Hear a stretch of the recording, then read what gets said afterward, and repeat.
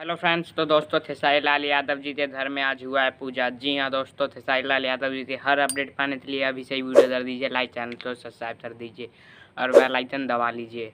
तो दोस्तों बताए, खेसारी लाल यादव आज मुंबई में है और मुंबई में सोनू पांडे, लाल बाबू पंडित और मुंबई में जो खेसारी लाल यादव जी का घर है वहीं पर उन्होंने पूजा किया है और बहुत ही शानदार तरीके से पूजा हुआ है। आधा घंटे का लाइव वीडियो था। जी हाँ दोस्तों, लाइव वीडियो मैंने अपलोड हालांकि नहीं किया है, आप उनके फेसबुक पेज पर जाकर देख सकते हैं। तो दोस्तों बता दो कि उन्होंने अपने ही घर पर पूजा किया है और रुद्राभिषेक पूजा किया है। आज सावन का आखिरी सोमवार है इसलिए, और बता दूँ कि उनकी फैमिली पूरी साथ में थी और लाल बाबू पंडित जो कि डायरेक्टर है, तो ये फिल्म बना चुके हैं खेसारी लाल के साथ। सोनू पांडे जो कि मैनेजर है, सभी उनके साथ थे और भी बहुत सारे लोग थे और बहुत ही अच्छे तरीके से पूजा किया गया है मुंबई वाले घर पर।